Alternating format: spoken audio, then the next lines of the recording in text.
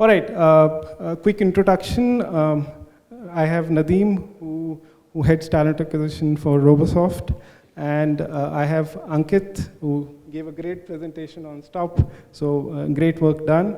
I have a very good friend of mine, Vishwanadh Raju. He heads talent acquisition for Dun & Bradstreet. So these three are my panels. So my questions, I'm getting old, so I had to write down some of it. Vish, talent acquisition. There's a lot written about AI, ML, and these are words which I'm sure all of you agree is very loosely used, right? What are your thoughts? What's the transformation journey you're seeing in your experience? Because you've been speaking about this topic a lot. I know you've written a paper also on it some time back. So if you can just share your experience with the people here, that'll be great. Thanks. And be precise. So. Okay, I know what you're saying. Thanks, Aditya. First, thank you to NetNext team, Diksha. So, AI has been there for almost 30-40 years, according to me. But lots been spoken about it in the last 4 years as such, and thanks to pandemic in a wrong way, because that has accelerated the use of technology, right? So we have algorithms like machine learning, which can actually solve your sorting of resumes issue. Then we have chatbots like robotic automation process, where a lot of these Maya and Olivia kind of chatbots are helping you in screening of the applications. Then we're talking about interview process, where neural networks is helping a lot, and cognitive computing is helping you to understand how can you recommend jobs than just job search kind of algorithms. And there's a lot of work happening through NLP, which is actually helping you to understand your job description, because job description is the first step of any application. So there are a lot of these NLP algorithms which can actually enable your job descriptions to the world-class organizations kind of thing, so that people would want to apply to those. I think there's a lot been happening today in this current scenarios. In fact, there are some 10 to 15 good companies who have already incubated the end-to-end talent acquisition strategy through AI. Yeah. Sorry to stop you. This is a big question for any recruiter. How does the job of a recruiter evolve? So, with the usage of what you talked about, and what may work for her company may not work for me. So how does X person realize? So I think I'll take a step back. The question that you're asking, the future of management lies in the way technology is adopted. We all know that, right? So those recruiters whose job was always just to pre-screen the resumes based on job descriptions or anything like that, I think those guys will have a tough time in this current scenario, because that kind of work can be done by robotics, right? Now, the actual value of human being comes in to validate that information. I don't think so we have these chatbots or anything which can actually validate the information that you're quoting. So if you don't use AI for your advantage, somebody will replace you who actually uses AI for their advantage, and they will replace your role. That's what my point of view is. Thank you. Thanks. Thanks for being precise. Maybe when I evolved to that question to Ankit, is basically, all of us are living in a world where branding plays a very important part, right? And EVP, I'm sure all of us have used it. I know some of you are laughing about it. Plays a very important part, right? How are, Ankit, in your experience, and you looking at the world from a very different lens than us, right? How do you think this has evolved? Secondly is, before you jump in, I think employee value proposition has become a very important part because it's a candidate-led market from a market standpoint, and I think companies are slowly realizing it. So just wanted, and because you are also touching base with so many freshers and they are the future, right, as we move forward. And the generation is far more smarter as they go further up. This is the Gen Z which we're talking about. They were born with a phone in their hand, right? They're far more, computer savvy. So digitization will not be an issue with this generation. Digitization was for people maybe with white hair, because I don't color my hair. So what are your thoughts on that, if you can share it? Sure. Yeah. So I think my thoughts are a bit different in terms of EVP. I look at very, very transactional. When I say transactional, essentially, it's a value proposition for the incoming employee. It's very simple, right? You're basically rewarding that person, right, in return to his skill, experience, or maybe the time that that person will spend in your company. Now, where we miss, right, and I think I'll tie it to the earlier question itself in terms of how the job of a recruiter is evolving, right? It is not just about a JD listing, getting candidates and putting them to hire. Candidates nowadays know much more than that particular JD because they want to know about the company, right? And the recruiter, in many companies, they don't focus on the value proposition. And for them, I think the value proposition is compensation, which is the biggest player, no doubt about it. But majorly, we need to ensure that what else are we giving as a company to that employee, okay? And that can be as simple as maybe a leave on your mother's birthday, like the other panelists were saying, right? However, the problem that happens, right, and I'm sure all of you who are sitting in this room, right, or rather most of you will have your EVPs, okay? But how many of you are communicating that to the candidates? That's the real question. And that cannot be done in a job listing. That's my biggest problem. If you think that a job listing can communicate that, no, that won't. Why the biggies like Amazon, Google, McKinsey, they are right at top only because it has taken them ages to get on top, because now people in any campus or any fresher, right, know that, hey, I need to go to Google. They don't know what kind of a work they'll do in Google, right? But they have heard about them across, right? And what now companies are doing, and we have been doing it with 3 or 4 companies, right? So let's say Reliance being a typical example. So when they launched Jio, so we partnered with them when they basically launched Jio, and this is about 2017, one of our first clients, right? Their problem was that they were seen as a legacy company, not that youthful, not digital, right, on campus and in the overall talent as well. Now they didn't change their perception overnight, and the JD didn't change it. There were multiple engagements that they did, because of which the value proposition that they had actually changed for them. It's very difficult for me to tell you in terms of what all they did, but let's say, let me take an example of Flipkart, right? Now, they go out for 5 different roles, okay? They have one for software development, one for robotics, one for information security, one for data science. Now, the EVP as a firm might be same, but the value proposition, and I'm just differentiating these two, right? The value proposition to the candidate who is applying for that particular position is very different. A value proposition for SDE might be very, very different from a data scientist. Okay, and that's where what they are now doing is essentially doing different engagements for different people who can actually experience what it is to actually work within Flipkart without actually working for Flipkart. The examples that I showcased earlier, right? Those have been working phenomenally well for them, and they are getting engaged people, right? One of the, just outside I was talking to one of the talent acquisition head, and they wanted to launch a hackathon, okay?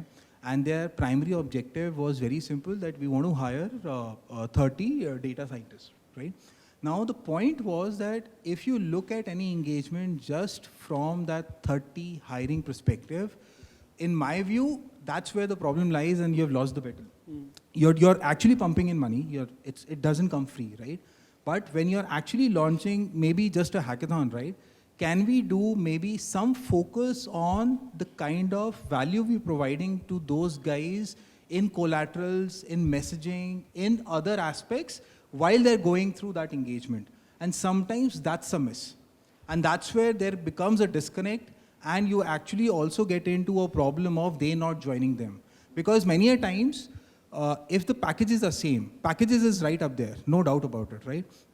But if the packages are same, correct, which company the candidate will choose will depend on the company branding and the EVP rightly communicated rather than anything else. Thanks. That wasn't a sign to stop. So, because third question before I go to Nadeem, and please be ready with the questions after Nadeem. I think what we've also realized from a branding perspective is, from an employee value proposition is, organizations are not showcasing what they can do. The concept is, okay, I'm going to work with an X vendor and go ahead. You need to tell people why should they come and work for you, right? The biggest thing which I've read in my experience, and when I speak to a lot of people around, is they're all talking about is flexibility, which is now playing a very important part if they want to work for any organization. And we've learned it during COVID, right? Your perception of looking at things has changed phenomenally. Henceforth, if you see a lot of organizations spending time doing surveys, asking their employees, there's a reason to it, right? They just want to understand where people's mind is at from an organization perspective. Yeah, so coming back, as promised, first maybe a round of questions. If you can just raise your hands, that'll be great. And women get preference. If any of the women want to ask, they'll be the first one. If not, sir, you can please go ahead. Ma'am, if we can let her ask, that's okay. Diksha, in front of you. Thank you. It was a very interesting topic. And one question that I have is, can you please share your view on candidates who accept the offer and renegotiate? Wow. This has been a tough situation for all of us. Marketplace. Yeah, so maybe we can be brief. You start and then. So it's like this, I'll be very pragmatic, right? We are in marketplace, so some rules are there, some rules are to follow, some rules are not to follow. And I'm not trying to preach something here and there. But we've always encouraged people. I'll give an example. Somebody says 8 years experience, 40 lakhs. You've given us 40 lakhs and we have an offer of 45 lakhs. I just wanted to, I start negotiating at 44 and make that 45 and get that guy because he or she wants to join this organization.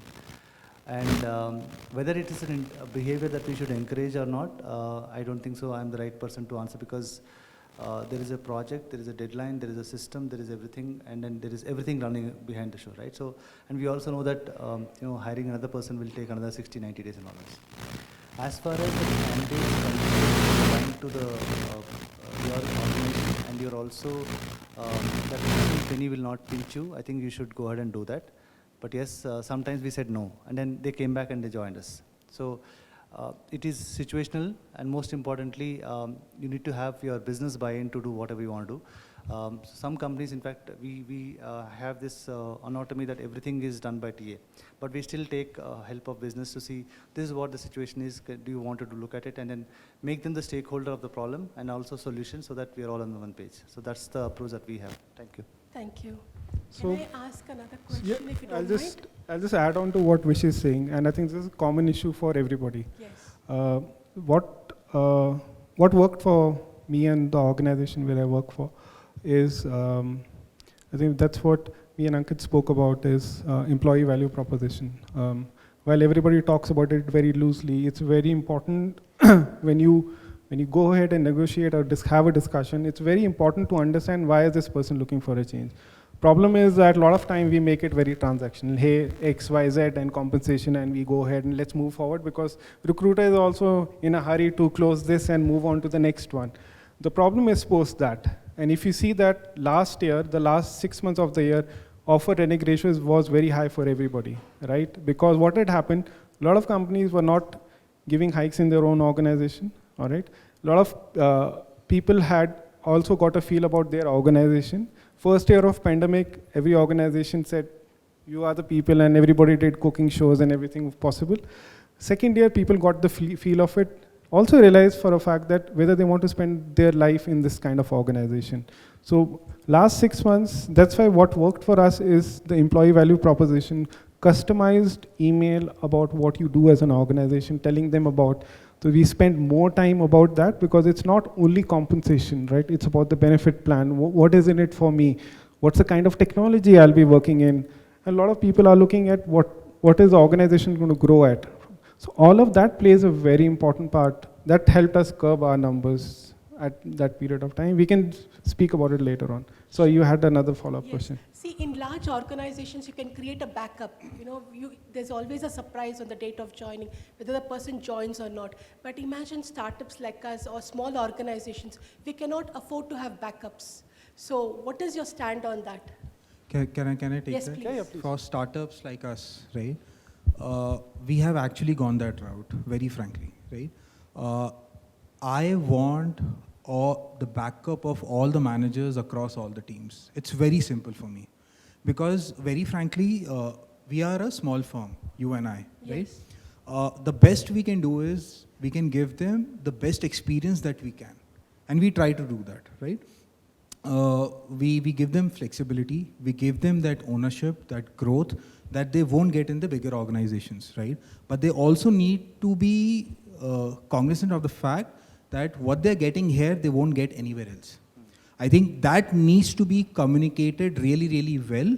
And obviously, for the backup, I'm with you. Startups, I mean, they are not thinking in this way. I have started doing it only because I know I'm not 100% sure whether all my leadership or the manager talent will be there 2 years down the line or not. So I need to have those backups in place, maybe grooming people. It may take 3 to 6 months, but I have started doing it. I have one yes, more. Nadeem, go ahead. I have one more way to. I can help you actually how to do that.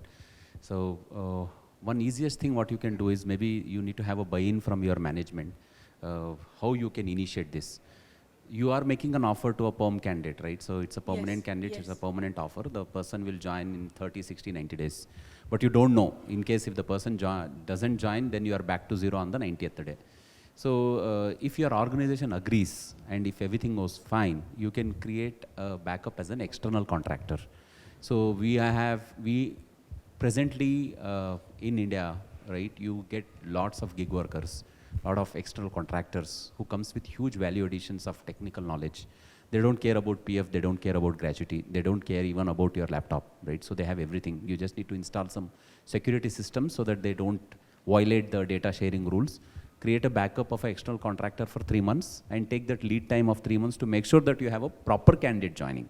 So in that way, you are not impacting the business, right? Business needs are met, right? So business deliverables are not affected. On the other hand, you also have some leeway to identify and search a good candidate, right? So this is the two-way mechanism you can adopt to help yourself as well to help the business. It may incur some cost, but it is fine, right? So it will not impact the business, right? So that's what my say. So before I go on to that gentleman, there are two simple solutions. One is succession planning. We're very poor at that as organizations. So people need to invest in people. That's from an organization perspective.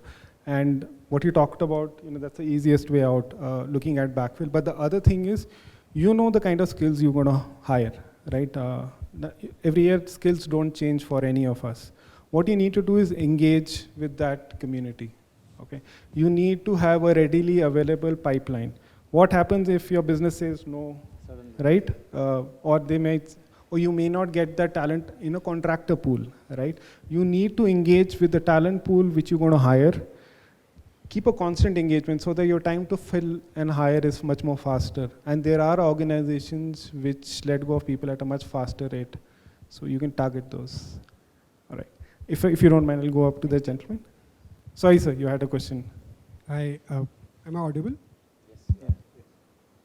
Am I? Yeah, go ahead. Yeah. Hi, my name is Shivesh. I am a talent acquisition professional. I belong to IT's industry. And but thank you for asking these two questions. I think half of my questions were answered already.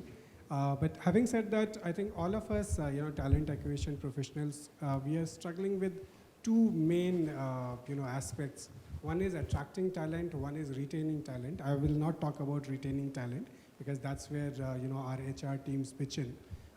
In today's scenario, wherein obviously we all have spoken about last 2 years, things have drastically changed.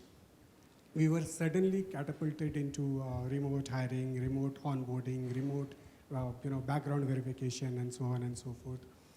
I think the attracting right kind of talent, and especially when you are not a known brand, I think that has really become challenging. And Ankit, you spoke about EVP.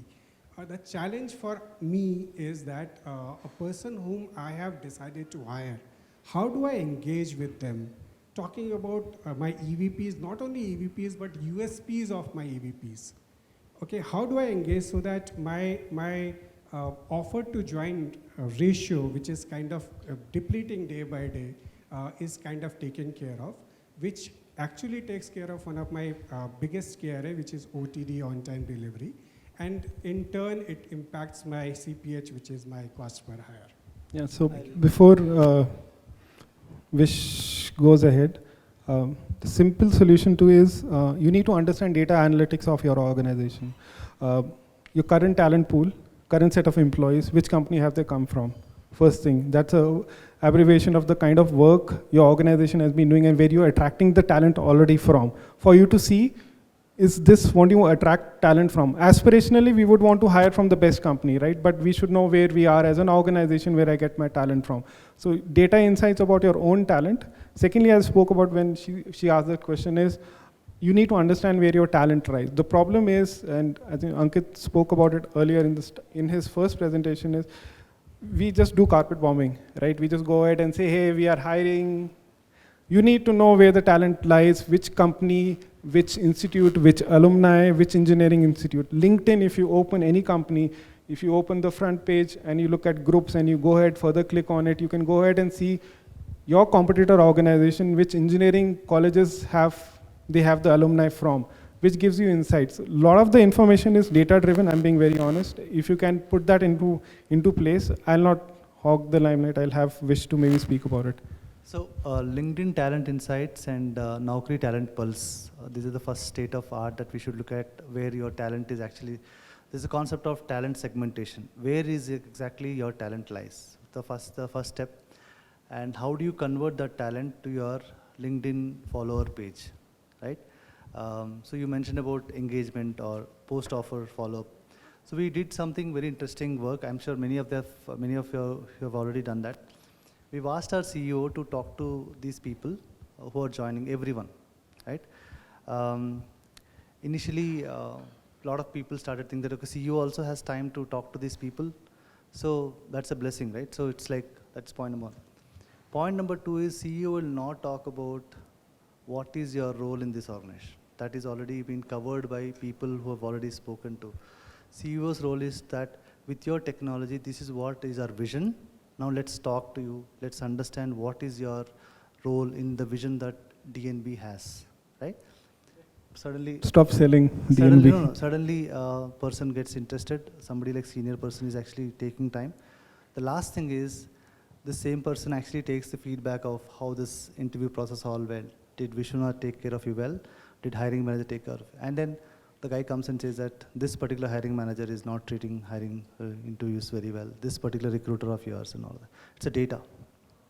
So what I'm trying to say is that you have to take that additional time from your senior leadership team, one of the persons. It could be a rotational chair kind of a thing. They will also give you feedback of overall process, which you otherwise will not know, right? So we are always like, the guy is very good, the guy can join or other.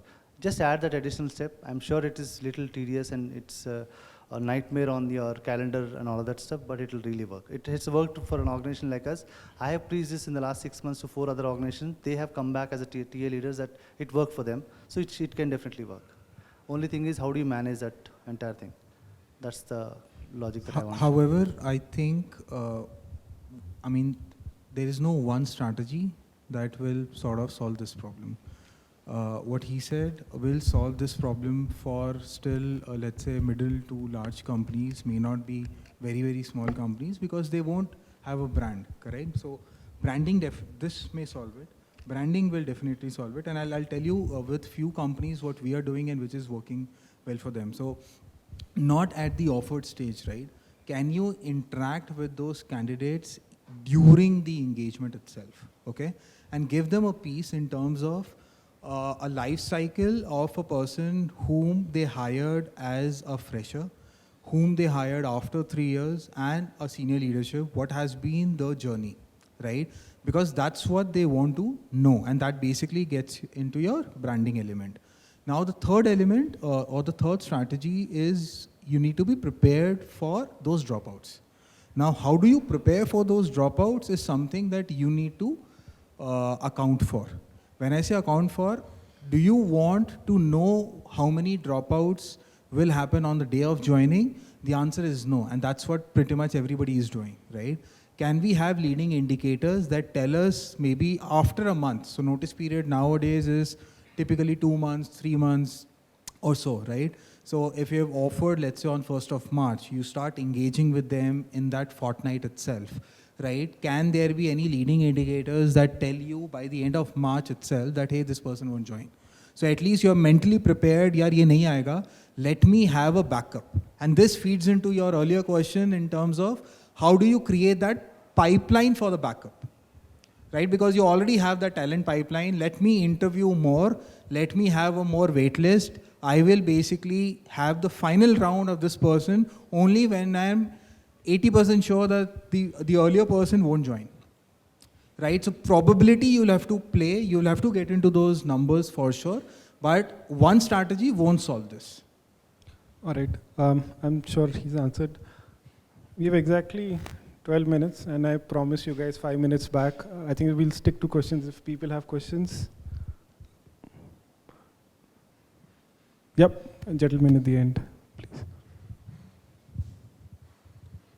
Hi, am I audible?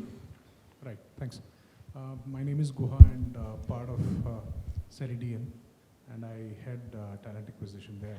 So the biggest challenge that currently I'm facing, one is something about the branding, being in the market, point one. Point two is about not just offer dropouts. I'm also facing a lot of fake candidates. How are we going to address this? I think most of us are going through this during this online interview that we do. Though there are multiple strategies that we take good care of it in terms of taking a screenshot while doing Teams call in each of the rounds of interview. But still, end of the day, there is a different person altogether coming in and joining us. So this is something that, and it hasn't happened once. It has happened 9 times for me. So it's a big challenge that most of us might be facing, but nobody wants to talk about it also. Yeah, No, but is it happening at the assessment level as well, or you're only talking about the interview? It's For the whole pipeline, right? Whole pipeline. So the person who registers is different from a person who actually joins during this. yeah. Yeah, so obviously from the first part, which branding, I think we spoke about it. I think so it's also your ability as a recruiter to do storytelling. I think so we are very poor at that, I'm being very honest. Ability to envision and say what the organization is going to grow, which direction is going to grow, what is it about. I think so. I think we lack there, I'm being very honest. And there's something which we need to move forward to. The other part, I completely agree with you. I've faced those issues, but not, as I said, nobody wants to talk about it because there are professionals, and some of you might be surprised, who will take interviews for you, by the way, and they make good money out of it. Ankit can speak about proctoring, which happens from an assessment standpoint, which really helps. Now your issue, I'm sure, is your Zoom interviews, the person sitting there may not be, because the panel is not aware who is the person sitting there, right? I've learned it the hard way. What we started doing is, unless until the person is a Jodava to somebody else, I can't help that part. His brother must be really intelligent, or sister must be very intelligent. What has really worked is, one, make sure all the interviews which is happening post assessment, the person showcases the government ID, and you have the government ID in your hand to go ahead and see, okay, this is the person who's sitting there. You do a snapshot. You have a conversation and understand that person pretty well. That really helped, because that information flows to other candidates, and they say, they keep on checking government ID proof, they keep on checking this proof to validate who's sitting there, right? The second one is push through more people through employee referral, right? You get people who get referred, stay in the organization for a longer period of time. We've seen that. And they normally refer people whom they know. That's how it works from a organization perspective. But dwell into detailed questions, make your panel be aware of these things which you're facing, because a lot of time, panel is not aware. The hiring manager, when the person joins, this is not the guy whom I interviewed. He looks very different. He's not able to solution it. That's why you have a lot of people, a lot of organizations say they are letting go of people. You know why it is, right? I think small steps can really help you from that angle. Some of these areas, you'll still have pilferage, which will happen. But if you can curtail it at an assessment, which Ankit can speak about. I mean, I think we have sort of solved this 99%. I'm still saying 1%, and I'll give you a reason. So we have done in last financial year itself, 1.8 million candidates have gone through our system, the new candidates, right? And there would have been close to 2 million plus assessments, okay? So what we have done is, and this is not applicable to all of our clients, but for some of the clients, at the time of registration itself, when a person is basically applying, we capture their live face, okay?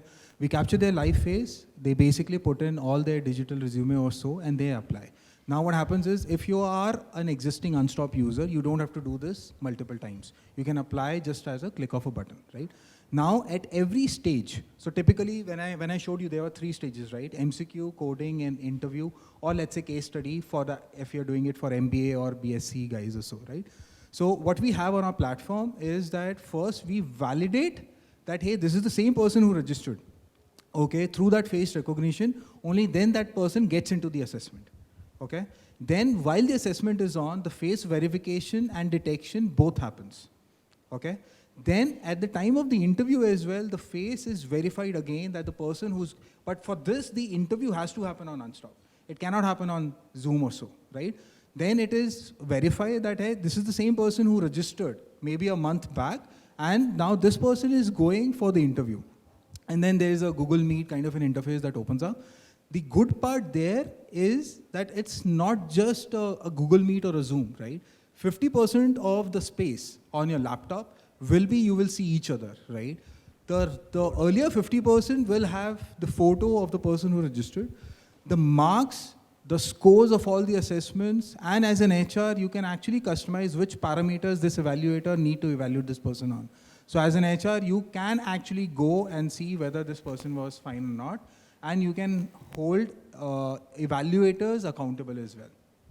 The only 1% that I'm talking about is that if the whole process is done by a different person, and actually the person joins is completely different, we won't be able to control that, right? But at least we know that the person who registered was the person who was interviewed and was the person who took all the assessments.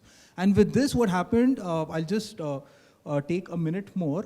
For many of our clients, for the assessments, what has also happened is that that funnel of, let's say, earlier, if they were doing 10 interviews to 1 hire, because of this whole exercise, now they're doing only 3 interviews and 1 hire.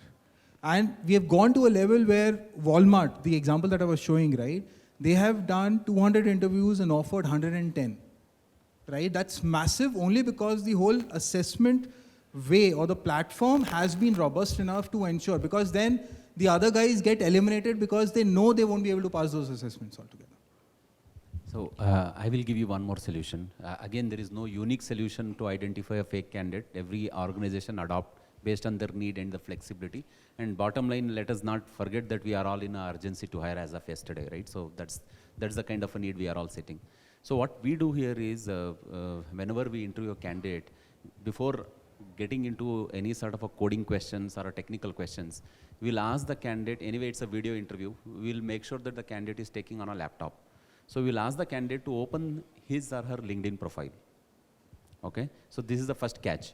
So once the person opens the LinkedIn profile, nobody can talk better than me about myself, right? But I can't talk about Vish or Adi as confident as I can talk about myself, right? So when we ask the candidate to talk about himself or herself for 1 minute, that's the time we see there is a panic button created, right? They can't talk so fluently, right? So that's the first catch point. So that's where we identify, okay, this person who is taking an interview is something, or he is altogether different from the person whom we have invited. So then what we do is, this is the first catch point, and this is the easiest way to catch. We'll ask the candidate to open the CV and upload it in our career site. Okay, so already in a career site we have the CV. So if this person is well prepared to have the CV of a fake candidate upload, then it is fine. If not, the person will really jumble.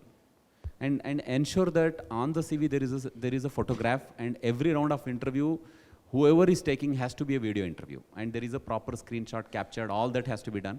But asking the candidate to open the LinkedIn profile and talk about some of the achievements he or she has done, we have catched good amount of candidates who are fake candidates. And that's the easiest way, because you don't need a separate tool, you don't have to install any separate software, right? So you don't have to do any of these things.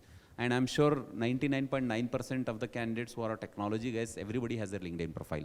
And that too, in the LinkedIn profile, they will have a very lucrative photograph, open to work tag, all those things are there, right? So that's one of the better way to catch. That's what I can answer. Yeah, so then you should hire the... You should hire a... No, hire the person who's doing that work for you. Yeah. That's the guy you want, not this guy. Yeah. They are actually much smarter. They may change their photo only for that 1 hour. I know. Believe me, even the background verifications are clear. Correct. So that's why I said technology, what's the right word? Proctoring on technology will play a very important part. Some of the tricks what you talk about is when you get into an advanced stage, right? Basic trick. But technology will wean out majority of your issues from starting, right? You need to make sure that the right person joined in. I just want to be respectful of our time. I said I'll give you your 5 minutes back. So thank you very much. If you still have questions, you have the panels here. You can reach out to them. So thank you very much for your time.